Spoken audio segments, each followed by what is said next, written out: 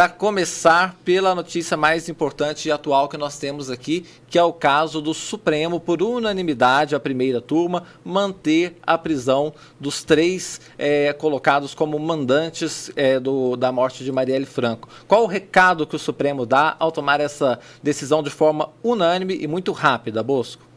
Eu acho que a velocidade, nesse caso, claro que a unanimidade é sempre um sinal muito importante, mas a velocidade também, porque eles fizeram na madrugada de segunda, ou seja, de domingo para segunda, né? É absolutamente inusual e é revelador de que eles estão querendo consolidar logo esse quadro das prisões e, enfim, dar curso às operações que ainda vão ocorrer, com certeza, porque ficou muito claro na entrevista do Ricardo Lewandowski e do Andrei, da Polícia Federal, que o caso do que diz respeito aos mandantes, eles consideram um capítulo encerrado.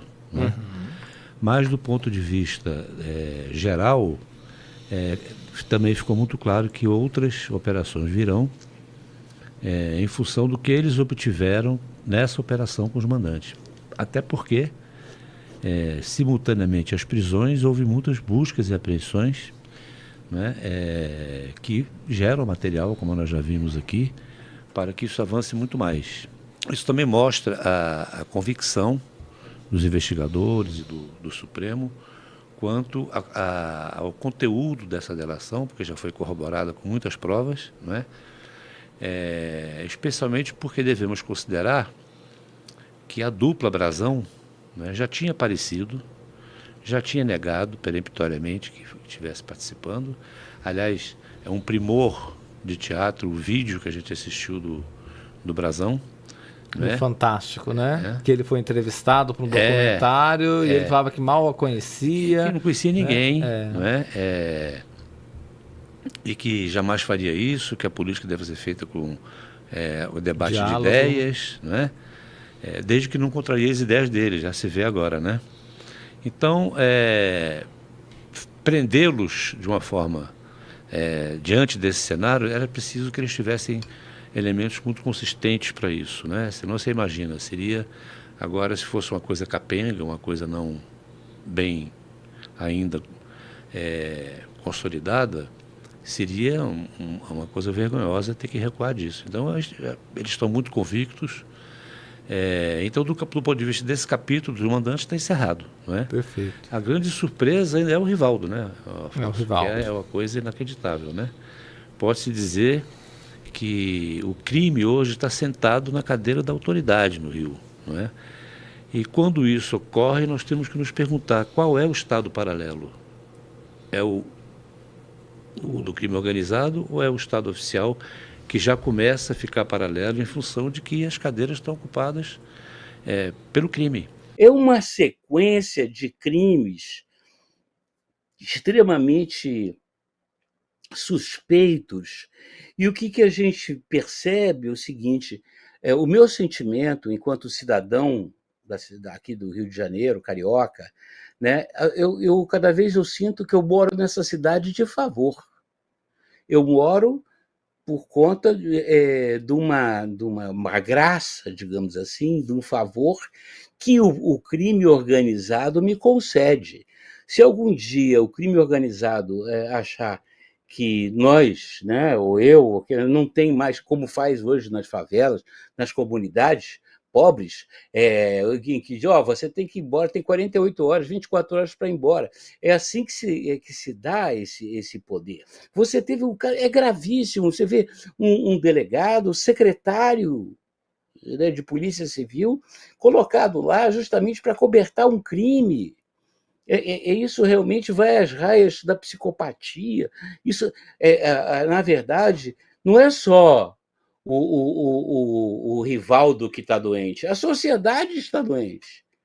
E é preciso que nós, né, cidadãos honrados, que fazemos as coisas certas, a gente tem que pressionar as autoridades que isso aí não vai acabar bem. Não vai acabar bem. Então, isso, para mim, é difícil para um humorista, jornalista falar isso.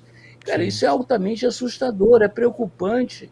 A gente não pode tratar esse assunto como uma coisa trivial.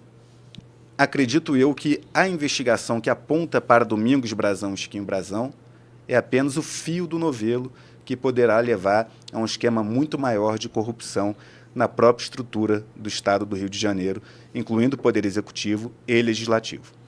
Há uma avaliação de políticos muito experientes da Câmara Municipal de que a família Brazão conseguiria, com um braço nas costas, frear qualquer iniciativa legislativa de Marielle Franco ou do PSOL na Câmara Municipal que ferisse os interesses da família. À época da execução, o PSOL tinha 6 vereadores, que faziam barulho, mas eram 6.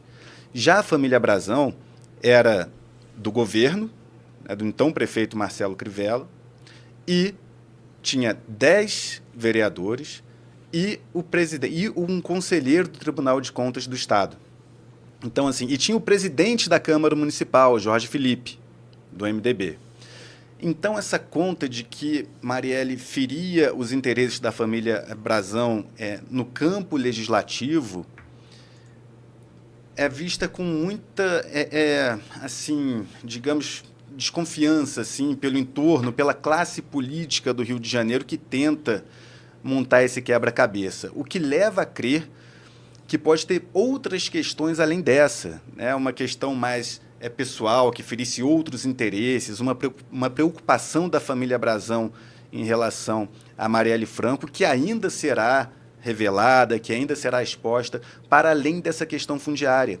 Porque Marielle, muito atuante, muito aguerrida, eu cobri a Câmara Municipal na época em que Marielle era vereadora, Então você mas conviveu com ela eu convivi com Marielle.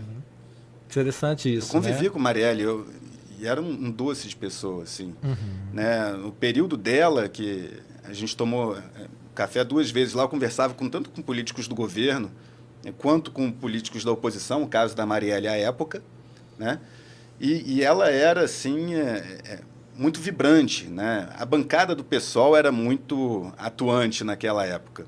Só que não conseguia incomodar o governo do então prefeito Crivella porque ele tinha uma maioria esmagadora na Câmara, né? A gente sabe como funciona a política, a questão dos cargos para você conseguir compor o governo, cada partido pega uma secretaria.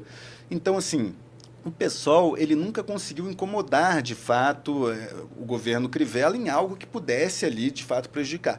E a percepção desses políticos experientes é que a família Brazão conseguiria, se assim quisesse, barrar uma iniciativa legislativa da Marielle, seja um projeto de lei, algo nessa iniciativa que ferisse os interesses da família. O presidente da Câmara Municipal à época, Jorge Felipe, era unha e carne com a família Brazão. Tanto que depois as investigações mostraram, né, teve pessoas ligadas ao Brazão que visitaram o gabinete de Jorge Felipe. Então, essa questão, né, do porquê que houve o assassinato, foi uma questão fundiária? Foi, mas tem muito a ser esclarecido sobre essa questão. A gente não pode esquecer que o Rio de Janeiro é uma espécie de showroom. O Rio de Janeiro é uma espécie de vanguarda do Brasil. O que acontece hoje no Rio de Janeiro, meus amigos, amanhã vai acontecer no seu estado, na sua cidade, no seu bairro. Daí que a gente tratando aqui desse caso que se deu no Rio de Janeiro, no assassinato da Marielle, ele diz respeito a todos os brasileiros da Opa Chuí. Pois é. Então, a atitude, não adianta, nós temos que tomar atitude todos nós.